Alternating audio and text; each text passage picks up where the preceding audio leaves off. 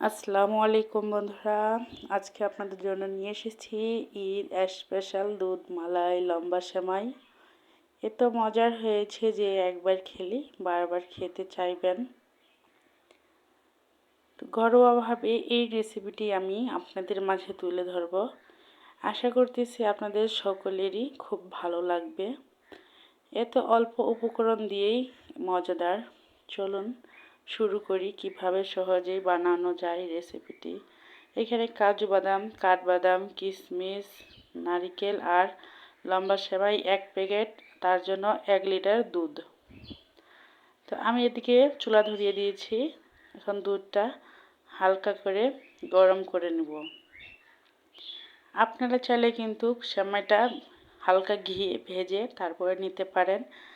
তো আমি একটু আলাদাভাবে করে দেখাবো, তার জন্য ঘিয়ে ভেজে নিলাম না। তো যখনই দুধটা হালকা উতলে উঠবে তখনই আমি এখানে গুঁড়ো দুধ অ্যাড করব। তো দুধের মাঝে গুঁড়ো দুধ আর কৌটার দুধ দুটাই আমি অ্যাড করব।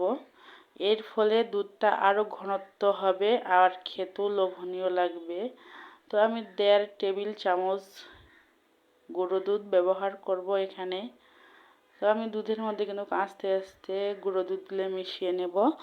আপনারা যদি মনে করেন যে গুঁড়ো দুধগুলো মিশে যাবে না, তাহলে আপনারা একটা বাটিতে একটু দুধ নিয়ে আপনারা সেটা মিশিয়ে তারপরে দিতে পারেন। তো আমি যেভাবে করতেছি প্রসেস অনুযায়ী আপনারাও যদি দেন আস্তে আস্তে ঘুরিয়ে ঘুরিয়ে, তাহলে কিন্তু অবশ্যই গুঁড়ো দুধগুলো দুধের সঙ্গে পারফেক্টভাবেই মিশে যাবে। দেখুন খুব সহজেই কিন্তু মিশে গেছে, আপনারা দেখেই বুঝতে পারতেছেন হয়তো।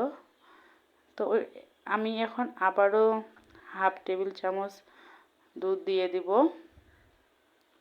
গুঁড়ো দুধ দেওয়ার ফলে দুধটা কিন্তু আরও মজাদার হয়। মানে এই সেমাইটা যখন গুঁড়ো দুধ আর কৌটার দুধ দিয়ে রান্না করা হয়, খেতে খুব সুন্দর লোভনীয় হয়। আপনারা যদি গুঁড়ো দুধ বা কৌটার দুধ ব্যবহার না করতে চান, স্কিপ করতে পারেন। তবে আমার কাছে মনে হয় এটা দিলে খুবই ভালো হবে, খুবই মজাদার হয়। তো আমি কিন্তু মিডিয়াম টু লো হিটে জাল করে নিচ্ছি, না হলে উতলে যাবে। আর উতলে গেলে তো পড়ে টরে একাকার হবে। তাই মিডিয়াম টু লোয় আমি এভাবেই জাল করে নিচ্ছি। হালকা হালকা সর হয়ে যাচ্ছে আর তখনই কিন্তু আমি নেড়ে ছেড়ে ভেঙে দিচ্ছি। দূর থেকে ভিডিও করার জন্য সেরকমভাবে বুঝাইতে পারতেছি না। তবে আপনারা হয়তো বুঝতে পারতেছেন কতক্ষণ পর পর আমি 1-2 মিনিট পর পর নেড়ে ছেড়ে দিয়ে ভেঙে দিচ্ছি। তো এখন আমি কিন্তু দিয়ে দিয়েছিলাম এখানে এলাচ, দারচিনি আর তেজপাতা। তো আর দিয়ে দিচ্ছি এখন আমি কৌটার দুধ 1 টেবিল চামচ পরিমাণ। তো কৌটার দুধটাও ঠিক সেমভাবেই আমি খুব সুন্দর করে ভালো করে মিশিয়ে নেব, যেন নিচে লেগে না যায়। এই দিকটা অবশ্যই খেয়াল রাখতে হবে। তো নিচে লেগে গেলে কিন্তু একদমই ভালো লাগবে না খেতে।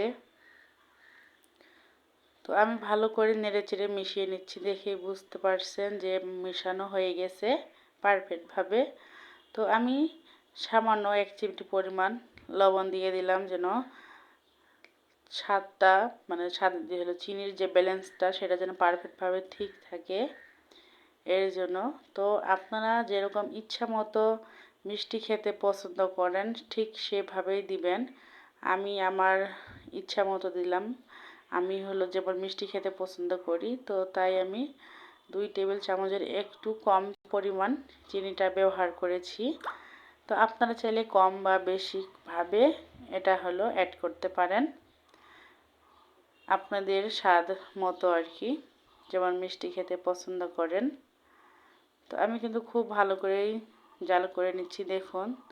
তো এই পর্যায়ে আমি দিয়ে দিচ্ছি একটু নারকেল কোড়ানো, চাইলে আপনারা স্কিপ করতে পারেন। তো আমার কাছে মনে হয় দিলে ভালো লাগে। তো নারকেলগুলো আমি আগে থেকেই কুড়িয়ে ডিবের ভিতরে রেখে দেই সব সময়। তার জন্য আমি নারকেলগুলো দিয়ে এখন কিছুক্ষণ নেড়ে চেড়ে রান্না করে নেব। নেওয়ার পরে রান্না আমার অলরেডি দুধটা হয়ে গেছে। তাই আমি চুলাটা অফ করে দিলাম, কারণ আপনাদের পরবর্তী ধাপ দেখানোর জন্য যে আমি গরম কোন অবস্থায়, মানে দুধটা কতটুকু গরম থাকা অবস্থায় আমি এখানে সেমাইটা অ্যাড করব সেটাই আপনাদের মাঝে তুলে ধরব।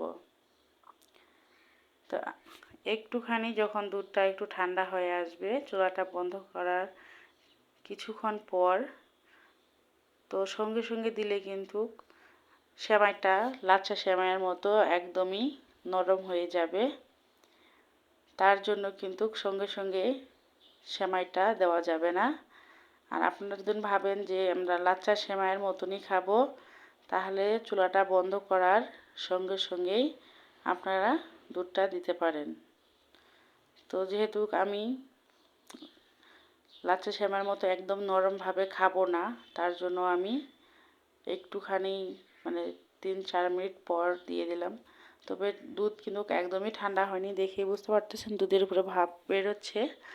আর আমি সেমাইটা কিন্তু একদম গুঁড়ো গুঁড়ো করে ভেঙে নিইনি, আমার কাছে ভালো লাগে লম্বাভাবে খেতে। তো আমি 2-3 ভাগ করেই ভেঙে নিয়েছি, অতিরিক্ত গুঁড়া গুঁড়া করিনি। আপনারা ছেড়ে গুঁড়া গুঁড়া করে ভেঙে নিতে পারেন। তো এখন আমি একটা চামচের সাহায্যে দুধটার সঙ্গে মিশিয়ে কিছুক্ষণ রেখে দেব, তাহলে কিন্তু পারফেক্টভাবে দুধটা সেমাইয়ের ভিতরে ঢুকে যাবে। দেখুন কতটা পরিমাণ ঢুকে গেছে, তো দেখে বুঝতে পারতেছেন খুব সুন্দরভাবে হয়ে গেছে। আর আমার কাছে এরকম লম্বা লম্বাভাবে থাকলে একটা সুত করে ব্যাপার থাকে, খেতে খুব ভালো লাগে। ছোটোবেলায় যেমন খেতাম ঠিক ওরকমই এখনও অভ্যাসটা খুব ভালো লাগে, যে লুডুসের মতো মুখে দিয়ে খুব সুন্দরভাবে একটা টেনে টেনে খেলে ভালো লাগে। তার জন্য কিন্তু আমি সবসময় চেষ্টা করি লম্বা লম্বাভাবে রান্না করার জন্য। তো আমি কিন্তু দেখাচ্ছি, দেখুন আমি কিন্তু তুলে আপনাদের মাঝে এখন পরিবেশন করব। একটা বাটিতে আমি তুলিয়ে নিলাম, নেওয়ার পরে এখানে কিশমিশ দিয়ে দিলাম। আপনারা চাইলে কিশমিশগুলো আগেই ভেজে রেখে দিতে পারেন। তো আমি কিশমিশ, কাজু বাদাম, কাঠবাদাম আমি কিন্তু ঘিয়ে ভেজে নিয়ে রেখে দিয়েছি, ওটা আসলে দেখানো হয়নি, স্কিপ হয়ে গেছে। তো আপনারা কিন্তু এটা ঘিয়ে ভেজে নেবেন, যখন পরবর্তীতে আপনারা এটা মুখে দিবেন খুব সুন্দর একটা ঘিয়ের ফ্লেভার আসবে আর খেতেও ভালো লাগবে। এদিকটা আপনারা খেয়াল রাখবেন। তো দিয়ে দিচ্ছি কিছু নারকেল কোরানো। তো প্রিয় বন্ধুরা, যারা যারা আমার রেসিপিটি দেখেছো কেমন লেগেছে অবশ্যই কমেন্টে জানাতে ভুলবে না। এরকম নিত্য নতুন রেসিপি পেতে অবশ্যই রমণী রান্নাঘর চ্যানেলকে সাবস্ক্রাইব করে পাশে থাকবেন। আজকের রেসিপিটি কিন্তু খুব সাধারণভাবে করা হয়েছে, কিন্তু খেতে কিন্তু দারুণ হয়। আশা করতেছি আপনাদের সকলেরই ভালো লাগবে। সাধারণভাবে রান্না করে অসাধারণ একটা রেসিপি অবশ্যই ট্রাই করবেন।